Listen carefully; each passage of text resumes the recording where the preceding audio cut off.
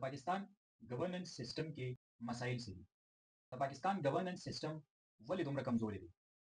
پاکستان ولې یو ډیولپ یا مالدار ملک نه دی؟ د پاکستان اداري ولې کمزوري دي؟ پاکستان کې سیاسي بحران ولې دی؟ په دې ټول مسایلو باندې به په دې اپیسوډ کې موږ خبرې کوو. موږ سره اوسئ.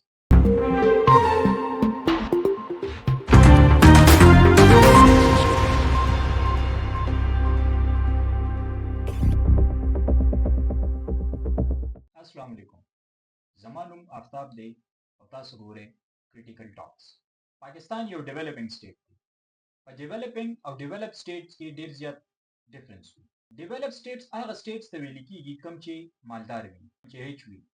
هغې ته ګلوبل نارت هم ویل کیږي او هغې ته سنټر هم ویل کیږي.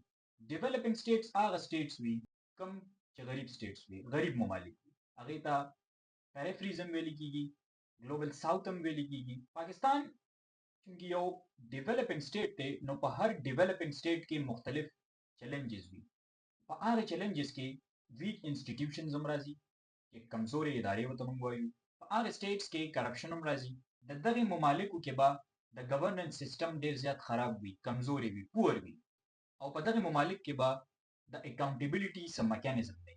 کوم ممالک کې دا ایشوز موجود وي، د هغې انسټیټیوشنز هم کمزوري وي، په هغې کې کرپشن هم وي، په هغې کې د اکاونټیبلیټي څه میکانیزم هم نه وي، په هغې کې ګورننس سیستم هم خراب وي. په هغې کې به فردر اکنامک ایشوز هم راځي، سوشل ایشوز به هم راځي، پولیټیکل ایشوز به هم راځي، او داسې نور ډېر مسایل به پیدا کیږي. او د دې مسایل په وجه باندې به د هغې ملک په پروګرس باندې یا په ډیولپمنټ باندې یو نیګیټیو امپیکټ راځي.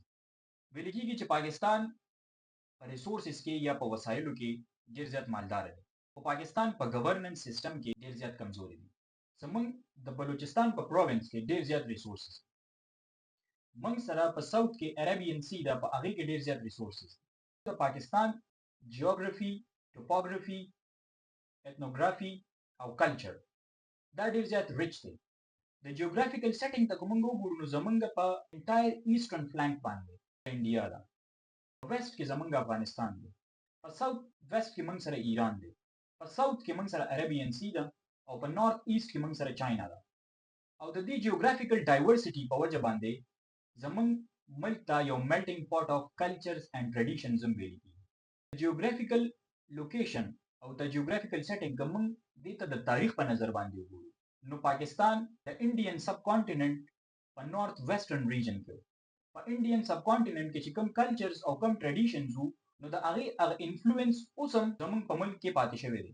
د دې په وجه باندې زموږ د ملک ته یو میلټینګ پاټ آف کلچرز اینډ ټریډیشنز هم ویل کیږي.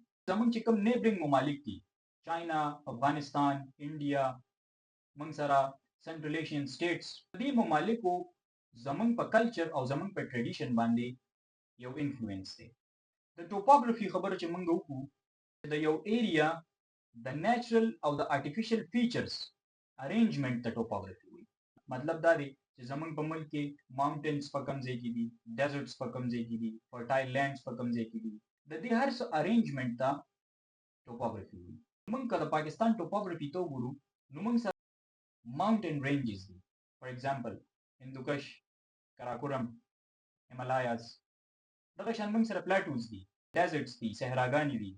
فرټایل لینډ موږ سره ډیر زیات دی، اګریکلچر لینډ موږ سره ډیر زیات دی. نو دا هر څه په ریسورسز کې راځي. دغه شانته کې د دې ملک ایتنوګرافي ته که موږ وګورو، ایتنوګرافي دې ته وایي په یو ایریا کې چې کوم خلک پاتې کیږي، د هغې چې کوم کلچر وي، کوم ټریډیشن وي، کوم کسټمز وي، کوم ویلیوز وي، کوم بیلیفس وي، د هغې یو ساینټیفک ډسکرپشن ته ایتنوګرافي وایي. پاکستان د ایتنوګرافي ته که موږ وګورو، نو دا یو ملټي ایتنیک کنټري ده. مختلف ایتنیسټیز پاتې کیږي په دې ملک.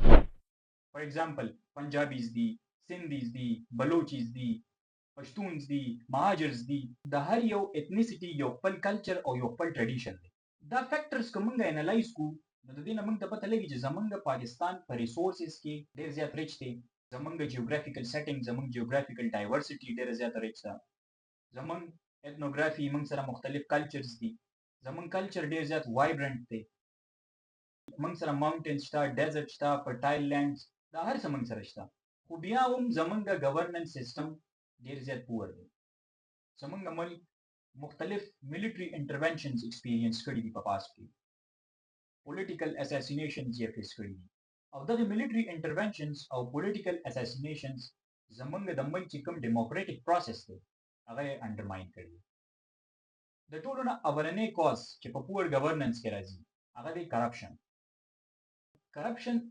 یو hydra ده hydra څه ته وایي hydra په Greek mythology کې many headed serpent ته وایي یو monster به او د هغه به ډېر زیات سرونه وو نو چې د هغه یو سر به کټ کېدو نو د هغه په ځای به دوه سره راختل similar situation زمونږ په ملک کې د corruption دی چې په کوم ځای کې لږ ختمیږي نو په بل ځای کې د هغې په ډبل باندې پیدا کېږي کرپشن دغه شانتې کې زمونږ په ملک کې یو هایډرا ده یو مینی هیډډ مانسټر دی چې هغه زمونږ د سوسایټي هر یو سیګمنټ افیکټ کوي د ټرانسپیرنسي انټرنیشنل یو ریپورټ دی پاکستان کې د ټولو نه زیاته برایبري چې کومه ورکړې کېږي رشوت چې کوم ورکړې کېږي هغه هغه خلکو ته ورکړې کېږي کوم خلک چې جوډیشري سره افیلیټډ دي ټرانسپیرنسي انټرنیشنل د سی پی آی کوم ته چې کرپشن پرسپشن انډیکس وایي د هغې ریپورټ هر کال شایع کوي د 2024 د ټرانسپیرنسي انټرنیشنل سی پی آی ریپورټ دا وایي چې د پاکستان په کرپشن پرسپشن انډیکس باندې څه سکور دی هغه دی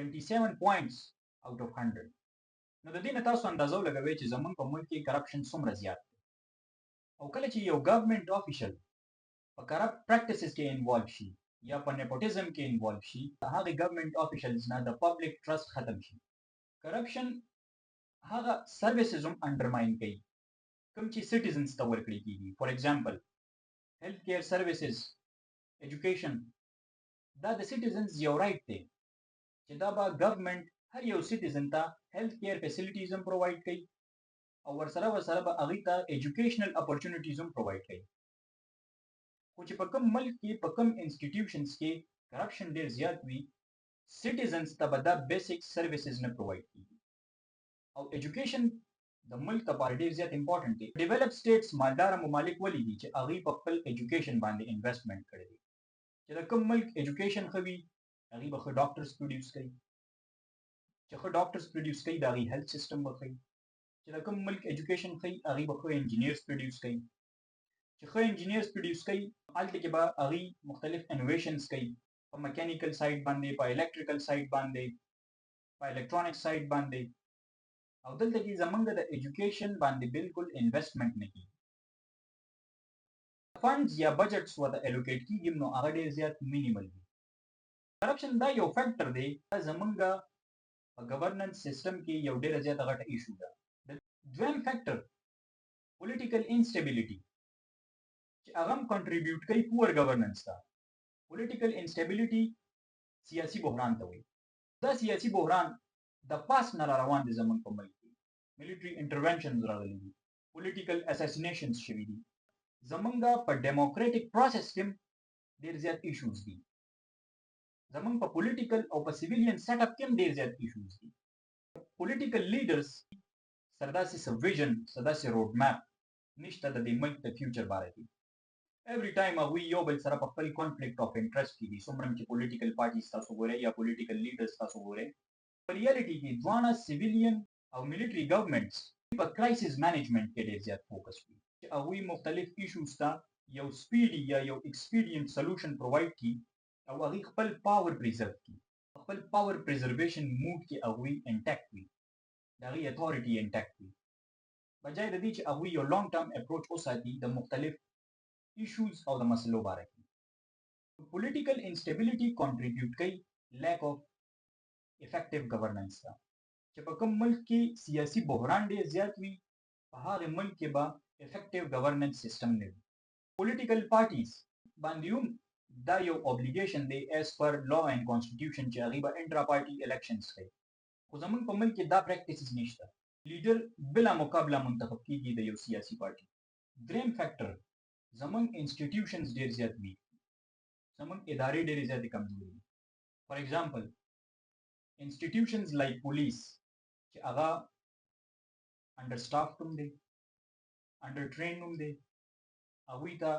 د ټریننګ او د ریسورسز مسایل هم دي نو چې په کومه اداره کې د سټافینګ ایشوز وي د ټریننګ ایشوز وي د ریسورسز الوکیشنز ایشوز وي نو هغه اداره به کمزوري وي. زمونږ په انسټیټیوشنز کې پولیټیکل انټرفیرنس ډیر زیات دی. دا یو غټ میجر چیلنج دی زمونږ د ادارو لپاره. دې ایشوز اډریس کولو لپاره موږ له پکار دي چې ادارې سترنګتن کړو، انسټیټیوشن سترونګ کړو. چې کله انسټیټیوشن سترونګ شي نو په هغه ملک کې به رول اف لا پریویل شي. ادارو سترونګ کولو لپاره هغوی ته ریسورسز پرووایډ کول پکار دي. د ادارو مضبوطولو لپاره د ریسورس الوکیشن ډیر زیات اهم دی چې په کم کم اداره کې د ریسورسز ایشوز وي چې هغه سالو شي، او په هر اداره کې چې کوم ریکروټمنټ سیستم دی چې هغه میرټ بیسډ وي. په دې سیزونو سره به ادارې مضبوطیږي، انسټیټیوشنز به سترونګ کیږي. فورث فیکټر لیک اف اکاونټیبلټي. زمونږ په ملک کې د احتساب چې کوم پروسس دی، کوم میکانیزم دی، هغې کې ډېر زیات پټ فالټس دي، ډېر زیات مسایل دي په هغه کې. کوم چې اتوریټیټیو خلک وي، چا سره چې پاور وي، کنټرول وي، هغه موسټلی د احتساب د عمل نه بهر وي. سره اتورټي وي یا هغه سره کنټرول وي، هغه سره به فیر اف کانسیکوینسز نه وي چې زه دا کار کوم او ما ته به د دې مطابق زما احتساب کیږي. هغه به په ابیوز اف پاور کې انوالو وي. هغه به خامخا خپل پاور ابیوز کوي، هغه به خامخا د خپل ډیفاینډ جورسډکشن نه بهر ځي، د خپل اتورټي نه به بهر ځي. د اکاونټیبلټي ایشو اډریس کولو لپاره موږ سره پکار دی چې یو سترونګ اکاونټیبلټي میکانیزم وي چې په هغې کې د هر یو کس irrespective of caste او creed across the board accountability کیږي. ګورنمنټس له پکار دی چې هغه انډیپینډنټ اوورسایټ باډیز اسټابلیش کړي، څنګه چې امبډسمن دی، وفاقي محتسب دی، یا هیومن رایټس کمیشن دی چې هغوی مختلف څیزونه باندې مونیټرینګ کوي. دغه شانتې انډیپینډنټ اوورسایټ باډیز پکار دي ګورنمنټ له چې هغه اسټابلیش کړي او هغوی د اکاونټیبلټي دا میکانیزم مونیټر کوي. پور ګورننس ولې راځي په یو ملک کې؟ د هغې مین وجه دا ده چې هلته کې پالیسیز ډېر زیات انفیکټیو وي، په پالیسیز باندې امپلیمنټیشن نه وي، د ریسورسز مس مینجمنټ وي، د پبلک سروس ډیلیوري نه وي، انویسټمنټ نه وي، لیک اف انویسټمنټ. چې لیک اف انویسټمنټ راغی نو اکنامک گروث به ریډیوس کیږي، هغه به کمیږي. نو دا ټول فیکټرز پور ګورننس ته کنټریبیوشن کوي. د پور ګورننس ختمولو لپاره موږ سره څه سټریټیجیز پکار دي چې هغه موږ اډاپټ کړو، چې هغه ګورنمنټ اډاپټ کړي او هغه پور ګورننس په ګډ ګورننس کې بدل کړي. ګورنمنټ له پکار دي چې هغوی د سټیزن پارټیسیپیشن انشور کړي په ډیسیژن میکینګ پروسس کې. او دا به څنګه اچیو کیږي؟ ګورنمنټ له پکار دي چې هغه اویرنس انکریز کړي د ګورننس ایشوز باره کې، چې دا د ګورننس ایشوز دي او د دې لپاره دا سټریټیجیز دي. او لوکل کمیونټیز او لوکل سټیزنز هغوی انکریج کړي چې هغوی په ډیسیژن میکینګ پروسس کې پارټیسیپیټ کړي، په ډیسیژن میکینګ پروسس کې هغوی حصه واخلي. ګورنمنټ له پکار دي چې هغوی ګډ ګورننس پروموټ کړي. څه طریقه باندې؟ بای ورکینګ وذ سیول سوسایټي ارګنایزیشنز، چې هغوی د سیول سوسایټي ارګنایزیشنز سره کار وکړي، میډیا سره کار وکړي، پرایویټ سیکټر سره کار وکړي. ګورنمنټ له پکار دي چې په سوشل سروسز کې انویسټمنټ، په هیلث کې، په ایجوکیشن سیکټر کې انویسټمنټ وکړي، ځکه چې ګډ ګورننس د سسټینیبل ډیولپمنټ لپاره ډېر زیات ضروري دی. ګډ ګورننس هیومن رایټس پروټیکټ کوي او سوشل جسټس ته انشور کوي. زه امید لرم چې تاسو لپاره به دا ویډیو پروډکټیو ثابت شوي وي. تاسو خپل فیډبیک یا کوېسچنز په کمنټ باکس کې هم شیر کولی شئ. دې نه علاوه تاسو اډیشنل ایشوز هم سجیسټ کولی شئ چې په هغې باندې یو انفارمیټیو ویډیو جوړه شي. مزید د انفارمیټیو ویډیوز لپاره کریټیکل ټاکس سبسکرایب کړئ او د بیل آیکن لازمي دباو کړئ. نیکسټ ویډیو کې ملاویږو. خپل ځان خیال ساتئ. الله حافظ.